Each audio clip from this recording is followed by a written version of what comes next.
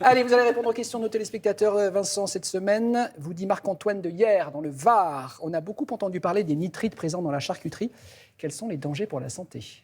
Effectivement, on a entendu parler cette semaine parce que le gouvernement a annoncé vouloir diminuer de 20%, de réduire de 20% le taux de nitrite pour certains aliments, rillettes, jambon, lardons, d'ici le mois qui vient, et également à plus long terme, diminuer encore plus d'ici plusieurs mois.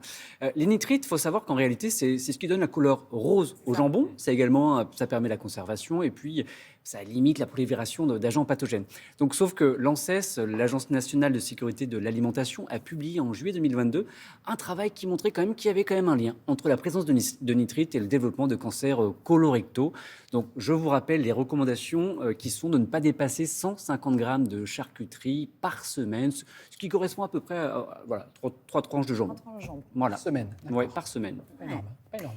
Question de Fanny de Courbevoie. J'ai cru comprendre qu'un médecin pouvait prescrire du sport sur ordonnance. Comment ça marche ? Oui, ça s'appelle le sport santé. Et en réalité, on s'est rendu compte que lorsqu'on prescrivait à un patient du sport sur ordonnance, il nous écoutait un petit peu plus. C'est-à-dire qu'il prenait les choses un peu plus au sérieux que si, lorsque je dis à Damien, il faut courir, il faut faire du tel... Bon, voilà, on sent que Faites-moi une ordonnance, docteur.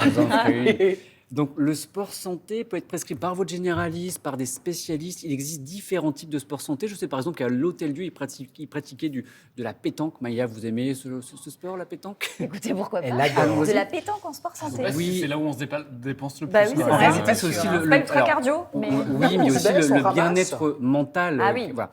Le point important, c'est que jusqu'à l'année dernière, jusqu'en mars 2022, n'était concerné que certains patients, ceux qui faisaient partie des affections de longue durée, ce qu'on appelle des ALD, des patients ayant fait un AVC, avec des pathologies invalidantes ou des patients diabétiques. Mais depuis mars de l'année dernière, ça a été élargi à plus de patients, des patients hypertendus, des patients en obésité. Voilà. Donc ça représente au total plus de 10 millions de personnes qui sont concernées.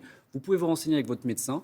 Voilà, si ça peut vous motiver, il faut... Parce qu'après, on peut s'inscrire un peu n'importe où, ou c'est quand même Alors, avec des praticiens ou des kinés particuliers? Non, il faut en fait se rapprocher de structures qui sont des maisons sport santé qui peuvent appliquer ce genre d'exercice, ou alors des clubs ayant des éducateurs APA, activité physique adaptée. Et du coup, c'est remboursé? Non, Maïa. C'est un peu ça le souci. La pétanque, il faudra la payer vous-même.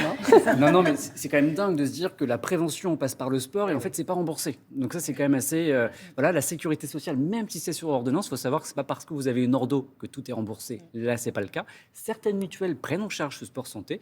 Et il faut savoir aussi qu'en fonction de votre territoire, nous ne sommes pas tous égaux. Certains territoires remboursent un petit peu une prise en charge du sport santé.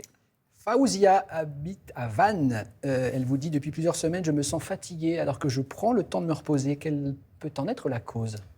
Les causes sont multiples, mais alors, ce que je vois souvent au cabinet, vous arrivez, vous débarquez, vous me dites « Docteur, je suis fatigué, j'ai peut-être une carence en quelque chose. » C'est ça. Oui. Ah ben ça, vous êtes tous, on vous connaît, hein. Carence en sommeil peut-être, non ? Ouais, carence en vitamines, je sais pas ce que vous me dites, et vous voulez tous des bilans. Mais sachez qu'en réalité... Vous me saoulez. Non, c'est un peu ça. Non, c'est pas ce que je vous dis. En fait, ce que je veux dire, c'est que souvent, vous remettez en cause la machine plutôt que de remettre en cause votre mode de vie. En réalité, soit parce que vous travaillez beaucoup, vous faites des grosses journées, vous dormez pas beaucoup, vous mangez pas bien, vous faites pas d'activité physique. Et souvent, le problème vient d'ici.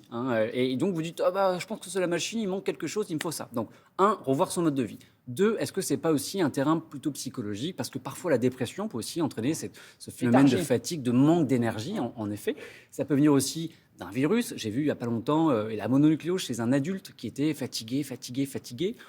On a parlé il n'y a pas si longtemps sur ce plateau de la thyroïde, vous savez, qui est la glande qui permet qui est un peu le thermostat de la maison. Quand il y a une hypothyroïdie, ça peut aussi un peu ralentir. Donc, il y a de multiples causes. C'est la raison pour laquelle ne banalisez pas une fatigue, d'accord ? C'est vraiment ce qu'il faut retenir. Vérifiez votre poids quand même pour voir si vous n'êtes pas en train de maigrir. C'est aussi des points importants à surveiller ou même à grossir. Et dans ce cas, consultez bien sûr pour refaire un bilan. Mais pas de banalisation sur une fatigue.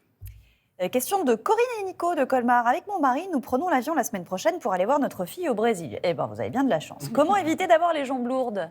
Les jambes lourdes, c'est dû en fait c'est un problème de retour veineux. C'est-à-dire que le sang va stagner au niveau des jambes et va avoir du mal à remonter jusqu'au cœur.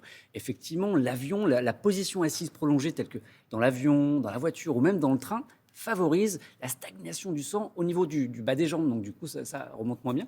Il y a différentes petites choses à mettre en place. La première, Des vous balles voyez, de contention. si vous avez une prescription médicale, vous pouvez effectivement mettre des contentions élastiques. Vous avez entièrement raison. Maintenant, sur la façon dont vous allez vous habiller quand je voyage loin, moi j'aime bien mettre un jogging et dans l'idée, c'est plutôt pas mal. C'est pas hyper esthétique, mais c'est plutôt pas mal. Le jogging, ça va. Non, mais ce que je veux dire, soyez mais plutôt à l'aise, mettez des vêtements Ah larges. oui. Ne Et sa- est-ce qu'on peut, docteur, depuis son siège, faire ça, par exemple, bouger les jambes Alors, sur les chevilles, vous avez le même quand vous Ah. êtes assis, vous avez le droit de faire des flexions-extensions Voilà. des pieds, d'accord? Le but, en fait, c'est de faire contracter les mollets, qui est une véritable pompe, et qui va faire remonter le sang jusqu'au cœur. Attention, ne mettez pas non plus de ceinture trop serrée, pensez à marcher, à boire, et dernière chose, attention sur les somnifères qui parfois entraînent une somnolence importante, et du coup, vous bougez un petit peu moins et favorisent Ah le oui, phénomène de jambes Et lourdes. vous dormez sur le voisin, ce qui n'est pas Mais toujours parfois, très agréable. dans les films romantiques, ça peut déboucher sur une belle histoire. Oh, c'est mignon. Moi, je suis trop romantique, moi. Merci, Merci, docteur. docteur.